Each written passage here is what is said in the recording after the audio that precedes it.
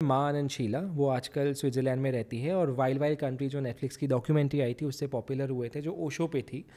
अब कई सारे एलिगेशंस लगे थे उस टाइम पे ओशो के अराउंड, माँ आनंद शीला के अराउंड, उनकी लाइफ के ऊपर, उनके एक्शंस के ऊपर। ओशो और माँ आनंद शीला, इनके ऊपर आपका क्या ओपिनियन है?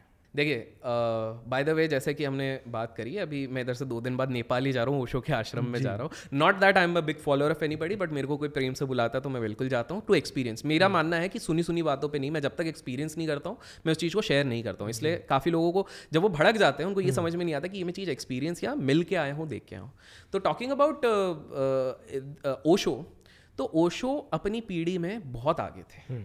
1980s के अगर आप ओशो के कॉन्वर्जेशन सुने, आज भी कुछ लोग बोलेंगे क्या बोल दिया है जी।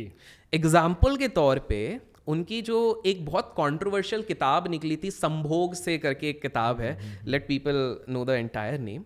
तो उसमें ना ओशो ने एक स्टेटमेंट दिया। आप सोचो 1980s में बात हो रही है, ना इंटरनेट है ना आपके पास कुछ है। उसमें ओशो एक चीज ये कहते हैं कि एक पुरुष और महिला को स्पिरिचुअल एनलाइटमेंट मिल सकता है अगर आप अच्छे से सेक्स करो जो एक दूसरे को प्लीज करे, और इसके लिए जरूरी है that the women should take the command.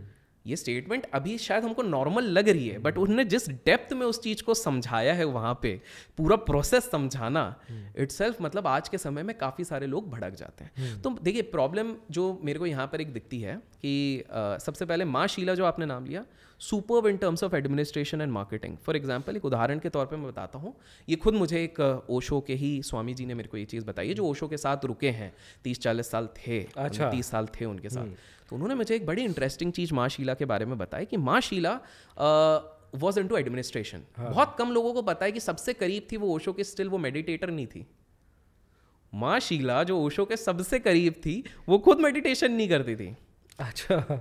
माँ शीला वो पहली व्यक्ति थी जिन्होंने ओरेगन में, जो उनका रजनीशपुरम कहते हैं, जब उन्होंने पूरा सेटअप करा तो उन्होंने एक चीज़ देखी कि वो ना वर्कहॉलिक थी, खतरनाक वाली वर्कहॉलिक। मतलब 24 घंटे 18 घंटे मैं काम करूंगी, फोकस से करूंगी। तो उनका एक्सपेक्टेशन रहता था कि मेरे आसपास वाले भी ये करें जी। अब बाकी वॉलंटियर्स वो तो मेडिटेट भी कर रहे हैं, ओशो के सत्संग सुन रहे हैं, सब कुछ कर रहे हैं, तो उनमें इतनी एनर्जी नहीं बचती है जी। तो वो तो थक जाते थे और वो किसी को नींद आ रही है। तो माँ शीला ने अप्रूव करवा के एक रूल निकलवा दिया आश्रम में, ऑब्वियसली ओशो ने भी अलाउ किया था, रजनीश जी ने, कि हमारे आश्रम में रोज एक इतना सा क्वार्टर या तो विस्की का या तो वाइन का अलाउड होना चाहिए। तो ओशो जी बोले क्यों? तो बोले यार देखिए, वैसे तो वो अगेंस्ट थे ओशो, लेकिन उन्होंने बोला कि देखिए एनर्जी रहती नहीं है, थोड़ा सा इसके चक्कर में ये लोग थोड़ा सा वो रहेंगे, तो ये रूल भी ओरेगन में बना हुआ था। ठीक है, तो माँ शीला का मैं आपको एक्यूमेंट बताता हूँ, she was such a good administrator. तो उन्होंने देखा कि ओशो के आश्रम में 93 रोल्स रॉयस एक बहुत अट्रैक्शन है जो उनके शिष्यों ने उनको दिया था जी। उन्होंने बोला यार इसके चक्कर में ना यूके यूएस की काफ़ी भीड़ आती है, और यूके यूएस वाले अय्याश तब भी थे और पैसा बहुत था इनके पास, और इनके आश्रम में यूक्रेन की, अरेबिक, दुबई की, यहाँ की काफ़ी महिलाएं थी, जिन लोगों को लगता है रशियन करते रहते हैं, भाई सबसे ज़्यादा सुंदर लड़कियां यहाँ पर रहती हैं। ठीक है, तो उन्होंने बोला यार किस तरह से, बिकॉज माँ शीला ये सोच रही थी किस प्रकार से हम बिजनेस बढ़ा सके, बिकॉज ओशो अपने काम में व्यस्त हैं, वो स्पिरिचुअलिटी, अपने सत्संग, लोगों को सही गाइड करने पे लगे हुए हैं।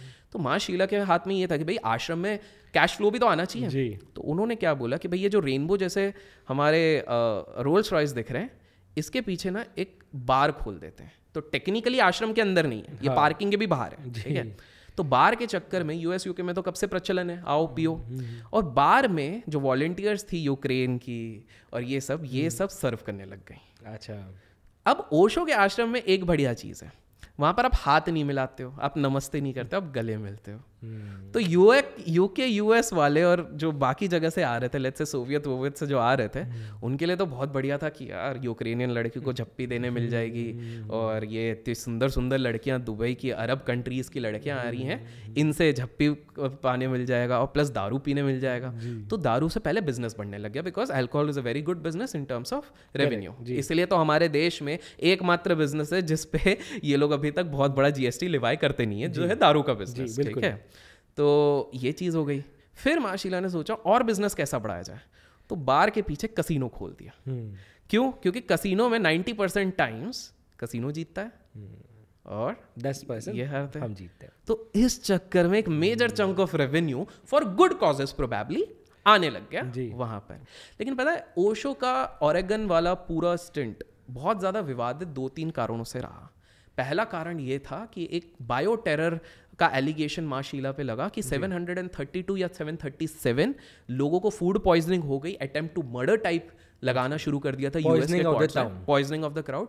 जब सोचने की कोशिश करी कि क्यों किया गया, क्योंकि रजनीशपुरम अपना खुद का एक कैंडिडेट इलेक्शन में खड़ा करना चाहते थे एंड सामने वाले ना खड़ा हो सके, तो इसलिए इनको गिराने की कोशिश करी। तो दैट वाज नंबर 1। सेकंड, काफी लोग ये पूछने लग गए थे कि भाई आश्रम में आर्म्स एंड आर्मामेंट्स क्यों रखने लग गए, गन्स क्यों रखे जा रहे हैं। But that was because of the protection of Osho, because Osho को एक भरी सभा में चाकू फेंका गया था, उसका वॉइस रिकॉर्डिंग आज भी अवेलेबल है। अच्छा जी, आज भी अवेलेबल है वो चाकू इधर लगा, जस्ट वो बचे, ठीक है, उसके बाद वो फिर से बोलने लग गए, मतलब अनपर्टर्ब्ड। और अच्छी चीज उन्होंने बाद में ये भी बोली कि मेरे जो शिष्य थे, टेक्निकली गुस्सा आना चाहिए, प्यार से उस बंदे को लेके जाके पुलिस को दिया था, ठीक है। तो that is another part of the disciple. तो दूसरी चीज ये थी। तीसरी चीज ये थी कि एक चीज हमेशा याद रखें, हमारे देश में आज भी, हमारे देश के पूरे देश विदेश में जो भी क्रांतिकारी होगा, जो भी व्यक्ति सबसे हट के चीजें बोलेगा और सच बोलेगा, उसको उसके जमाने में लोग एक्सेप्ट नहीं करेंगे, गाली देंगे, क्रिटिसाइज करेंगे। उसके जाने के बाद ही usually people start talking about that person. Just imagine, Osho को गए इतने साल हो गए, 90s अर्ली 90s में गए, आज भी लोग उनकी बातें करते हैं। अच्छा, बाय द वे इसके बारे में मैं थोड़ा और डिटेल में, लेकिन इफ पीपल से पार्ट 2 तब हम डिस्कस करेंगे। एक हिंट आपको देता हूँ, वो आपको और शॉक कर देगा। आपके लोगों को अगर इस पे और इंटरेस्ट है तो मैं बिल्कुल आगे बताऊंगा इस पे।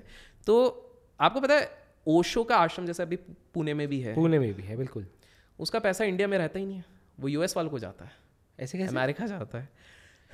इंटरेस्टिंग चीज़ ये है कि ओशो के ऊपर ट्रेडमार्क है और वो भी इंडियंस के पास नहीं है, फिरंगियों के पास है ओशो का ट्रेडमार्क। इन लोगों ने खुद ने, जिन्होंने सबसे ज़्यादा ओशो को बदनाम किया, सारा रेवेन्यू वही लोग लेके चले जाते हैं। ये सेकंड पार्ट में थोड़ा और डिटेल में बात करेंगे। जो एक्चुअली में अगर पता नहीं कोई ओशो का बहुत ही स्ट्रॉन्ग डिसाइपल इस चीज़ को फॉलो कर रहा है या वीडियो को देख रहा है, वो कमेंट्स में बता सकता है कि ये क्या सीन चल रहा है। सोचिए, फिरंगी जिन्होंने सबसे ज़्यादा बदनाम किया जी, वही सारा पैसा ओशो का ले जा रहे हैं। ओशो मैं गया हूँ ये आश्रम में और अंदर बहुत सारे ऑलमोस्ट फिरंगी ही हैं, मुझे इंडियंस तो बहुत कम दिखे वहाँ पे। इंटरेस्टिंग चीज़ ये है कि उस आश्रम को भी फिरंगियों ने एक समय पे बेचने की कोशिश करी थी। एक बहुत बड़ा बिजनेस एम्पायर है आज के टाइम पे, ऑटोमोबाइल्स पे है, जिसको बेचने की कोशिश करी थी। वो कोर्ट के ऑर्डर से स्टे लगा के इस चीज़ को जैसे तैसे करके रोका गया। तो इनफैक्ट अभी काफ़ी सारे ओशो के डिसाइपल्स का ये है कि they are talking to a lot of courts and all. उनका ये कहना है कि जैसे एक साउथ में, मैं नाम भूल जा रहा हूँ, लेट पीपल गेस, एक आश्रम है, हाँ, ए से शुरू होता है, नाम याद आ गया, ए से शुरू होता है, जो इसी तरह से बिखर रहा था, बट कोर्ट ऑर्डर के चक्कर में उसको करके रखा गया है हिंट के लिए। वहाँ पर पैसा यूज़ नहीं होता, वहाँ पर उनकी खुद की एक करेंसी चलती है, वहाँ के खुद के वो चीज़। तो जिस हिसाब से उसको बचाया गया, तो काफ़ी सारे ओशो के जो डिसाइपल्स हैं वो कोर्ट्स को अप्रोच कर रहे हैं कि कृपया करके ये जो ट्रेडमार्क बाहर ले गए हैं, ये ले गए, इस चीज़ को रोको, अदरवाइज ओशो का ये पूरी तरीके से अस्तित्व मिटाना चाहते हैं। क्योंकि उस ओशो ने ना कुछ ऐसी बातें कही, आप उनकी किताब पढ़िए, कुछ ऐसी बातें which are way beyond time. आज 2024 में भी हम ओशो की वो लेसन्स लेने के लिए तैयार नहीं हैं। हम खुले माइंड से हम उस चीज़ को एक्सेप्ट नहीं कर सकते। वो 1980s में जितने वोकल होकर बात करते थे। आपको एक और फाइनल चीज़, बिकॉज ये चीज़ है, ओशो के आश्रम में अगर आप उस समय पे जाते थे ओरेगन में, आप जस्ट इमेजिन करो, एक आश्रम है, उसमें हर रूम के अंदर, आज अगर आप किसी आश्रम में जाते हो, हर रूम में कोई किताब रहेगी, कोई दिया रहेगा, लाइट, और आजकल एसीज रहता है वहाँ पर। हर रूम के अंदर ओशो के आश्रम में ड्रॉअर के अंदर 4 से 5 कॉन्डम्स होते थे। ये 1980s से बात कर रहा हूँ। बाप रे। और आश्रम था, वो आश्रम था। उस समय पे जितने लोग आते थे बिफोर एनरोलिंग इन द आश्रम, ये स्पेसिफिकली ओरेगन में हो गया था, उनको पहले HIV और एड्स का टेस्ट क्लियर करना पड़ता था, फिर वो अंदर अलाउड रहते थे। ओ बाप रे। So it was way ahead. I am not saying I am pro Osho, नहीं, बिल्कुल नहीं। आई एम जस्ट मैं ऑप्टिमिस्टिक से ज़्यादा रियलिस्टिक रहता हूँ. मैं कोशिश करता हूँ सुनी सुनी बातों से बेटर है मैं एक्सपीरियंस करूँ. सो मे बी बाय पार्ट 2 में एक बार नेपाल होके आ जाओ, फिर हमारे पास और कंटेंट होगा तो मैं बता पाऊंगा based on audience demand. But final सवाल ओशो पे, the fact that he ran away जब एलिगेशंस आ रहे थे और अपना पूरा जो रजनीशपुरम था वो वैसे का वैसे छोड़ के, अपने डिसाइपल्स अपने फॉलोअर्स वैसे के वैसे छोड़ के वो फ्लाइट पकड़ के निकल गए, क्या वो सही था? जब ओशो जेल से, मतलब सीन ऐसा हुआ था, सुप्रीम कोर्ट का मतलब उधर के कोर्ट का पूरा चीज़ चल रहा है जो सबसे टॉप कोर्ट रहता है. यूएस वालों ने डिसाइड कर लिया था कि ये इधर ही निपटाएंगे मतलब इनको, ठीक है. तो वहाँ पर कोर्ट में एक चीज़ कही गई कि बॉस ओशो एक काम करो, आपको बेल तभी मिलेगी जब $2 मिलियन, मतलब ऑलमोस्ट कितना हो रहा है, 18 करोड़ जी, 18 करोड़ के आसपास आप यहाँ पे सबमिट करेंगे तो आपको प्रॉपर बेल आपको कंट्री के बाहर जाने तब मिलेगा, ठीक है. ओशो तब तक ना बड़ा परेशान हो गए थे कि क्या चल रहा है यार, मतलब ओशो तो नहीं, मतलब मेनली उनके डिसाइपल्स आसपास वाले लोग. अब यूएस वालों ने ना काउंटिंग में गलती कर दी थी. उनको ये लगा था कि ओशो कर तो लेंगे क्योंकि इनकी फैन फॉलोइंग गजब वाली है यार. विनोद खन्ना उनके घर पे जाके गार्डनिंग कर रहे हैं, आप सोचो. तो बोले यार इनकी खतरनाक वाली ओशो की है तो ये जुगाड़ कर लेंगे, लेकिन इनको 6-7 घंटे तो लगेंगे. स्विफ्ट ट्रांसफर तो तब नहीं था, जो भी ट्रांसफर था ये सब करने में. तो इन्होंने बोला ठीक है. अब इनको ये नहीं पता था कि इनके डिसाइपल्स इतने हार्डकोर फॉलोअर थे, 2 घंटे के अंदर पूरा पैसा हो गया. 2 घंटे में ओशो के पास 18 करोड़ और इधर दे दिए, ठीक है. और ये निकल गए. अब जेल से जाके अपना मटेरियल लेना है, अपना शॉल जो भी है जी. ये उधर जाते हैं, उधर जाके उनके साथ जो भी थे लॉयर और ये देखते पूरा जेल खाली है. 500 प्रिजनर्स जो कोई रेप के लिए, कोई मर्डर के लिए, इसके लिए वो सब गायब है. पता नहीं क्या चीज़ है. कोई नहीं, अपना सामान लेते हैं, गाड़ी लेते हैं, गाड़ी लेके बस कुछ किलोमीटर ही निकले हैं और खबर आती है, 2 घंटे के अंदर पहुंच गए उधर. खबर आती है कि उनके उस जेल में सबसे बड़ा बॉम्ब ब्लास्ट हुआ है. ओह, समझ रहे हैं आप जी, कनेक्ट द डॉट्स. जी. इनको लगा था कि समय लगेगा, ये टाइम पे पहुंच गए और बॉम्ब ब्लास्ट इसलिए बाद में हुआ है. तो ये इतनी सारी परिस्थितियां हो गई थी कि अब समझ में आ गया था. आपके आश्रम के ऊपर जेट्स उड़ रहे हैं, ये सब उड़ रहे हैं.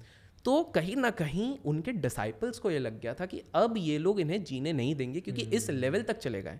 पॉइजनिंग हुई थी ये तो इधर आके पता ही चल गया था. काफ़ी वो विवाद में रहे कि उधर गए थे, उधर से जब आए पॉइजनिंग हो गई, माइंडसेट सही नहीं था. एंड उसी के बाद उन्होंने माँ शीला पे भी काफ़ी एलिगेशंस भी लगाए थे इन द इंटरव्यूज़. जो भी था वो, आप कभी माँ शीला जी को लेके आए तो उनसे आप पूछेगा वो क्यों इतने विवाद में आ गए थे. बट ये सारी चीज़ें थी. तो मेरा ये कहना है कि हम उस समय पे थे नहीं उधर, तो हु आर वी टू जज कि वो पूरी तरीके से गलत थे यार. अगर किसी की जान पे आ जाए किसी, आपको क्या लगता है मैं क्यों नहीं लेता हूँ बहुत सारे बड़े लोगों के नाम, ऑल्दो सब लोग गेस करते हैं, करेक्ट, मैं क्यों नहीं नाम लेता हूँ क्योंकि मेरा भी परिवार है भाई. बिल्कुल सारी चीज़ें हैं और मेरे पास आते हैं तो वो तो हमारी लीगल टीम देखती है उसको मैनेज कैसे करना है. बट स्टिल कुछ मर्यादा रहती, कुछ चीज़ें रहती. तो ये वाली चीज़ है. बट एनीवेज, जैसे कि मैंने आपको कहा कि है तो बहुत इंटरेस्टिंग इसके किस्से और बाकी नेपाल से क्या होगा. तो लोगों का अगर प्यार रहा इस पर्टिकुलर पॉडकास्ट पे लाइक्स के बेसिस पे तो हम बिल्कुल अगले उस पर और डिटेल बात करेंगे. Amazing, amazing.